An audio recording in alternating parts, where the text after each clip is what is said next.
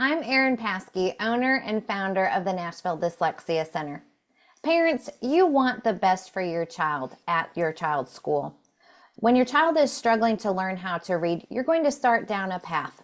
There's going to be lots of acronyms to learn, lots of meetings to attend. It's a lot to take in. Even when things are going well, the process can be a little confusing. But what do you do if the process at school isn't going well? Our guest today will help us better understand how to help your child in the public school system. Caroline, introduce yourself. Tell us a little bit about who you are and what you do. Hey everybody, I am Caroline Aly and I am the founder and owner of CareHack. We are a special education resource center, and I used to be a special education teacher in public schools here in Tennessee for 7 years. And through that, I fell in love with helping parents understand all the ins and outs of the school system, of a diagnosis, of all the acronyms and things, IEPs, 504s, evaluations, and just really wanting to be that support for families. So CareHack, we do consulting and advocacy, really helping parents navigate it, whether you have had a child with a disability for many years or you're just starting out and you don't know where to look. We really want to be that safe haven and that place where you can come and ask all the questions and not feel overwhelmed by the process. Caroline, let's set up a scenario. Let's say we have a family whose elementary school child is really struggling with learning how to read. How do public schools identify who needs extra help? What does this process look like? Yeah, that's a great question. So, in public schools, every public school has their own tiered intervention system for both academics and for behaviors. And so, what these intervention systems do, so if we're thinking about reading specifically, there are three tiers in the state of Tennessee for reading intervention. Tier one is when your child is on average or above average in reading. Tier two is when they're slightly below average, and tier three is significantly below average. And these intervention systems are in place to help teachers know what next steps to take. And so the interventions are based on your benchmark data. So uh, kids get tested 4 times a year on where they're at in their reading. And then it's also based on their progress monitoring, so how much they're making progress. If your child is in the most intensive tier, which is tier three, it should be about anywhere from 3 to 5 students. And they are going through like a scripted intervention system. And once a parent can kind of know that if their child isn't, and a teacher would know if their child's not making progress after about 8 to 12 weeks, if they're not seeing any improvement, then they might notice that there might be something else going on. Yeah. Where do we see things go awry or not as they're Mhm. supposed to?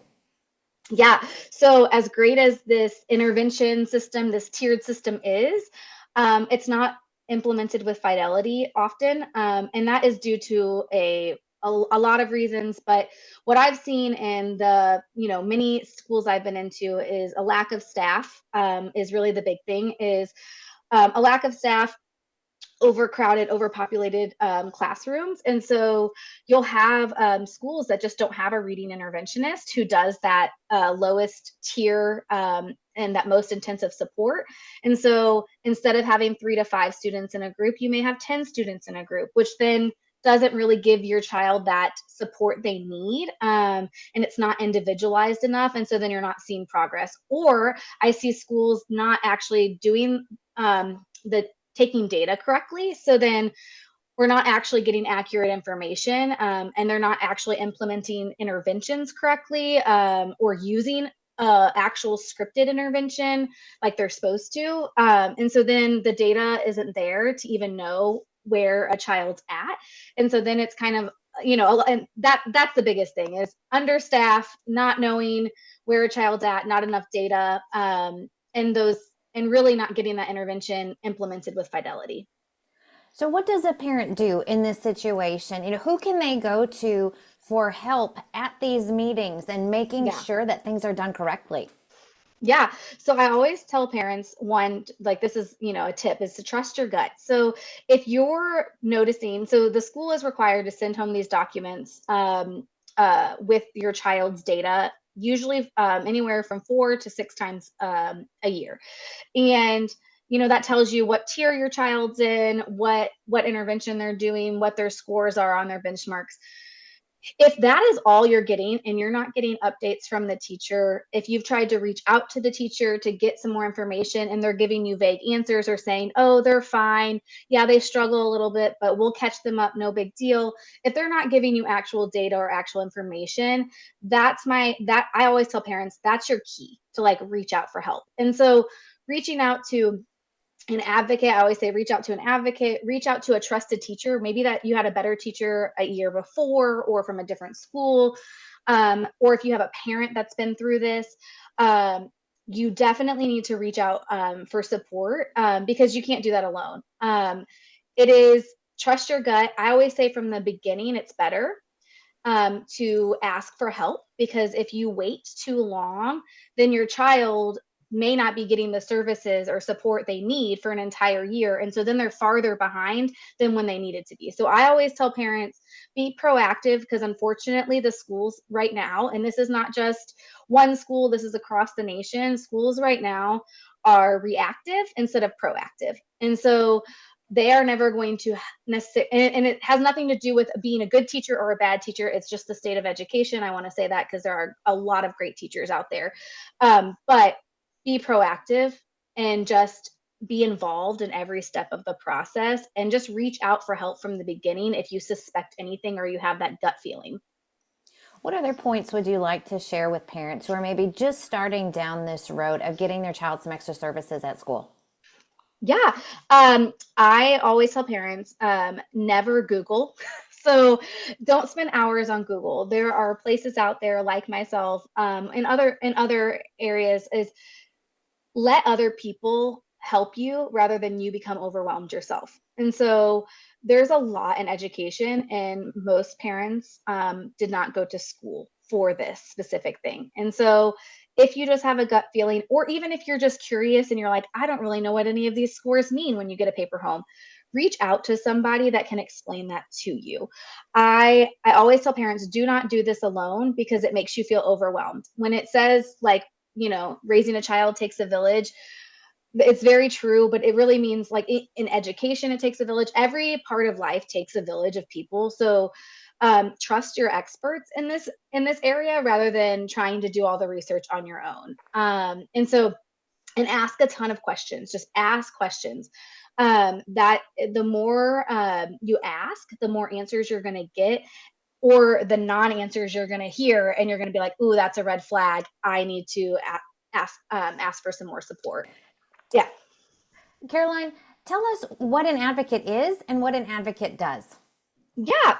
So I think there's a lot of misconceptions with advocates, and advocates definitely get a bad rap in schools because they can come in harsh and, stick up for, a parent or what they need, and that can rub schools the wrong way.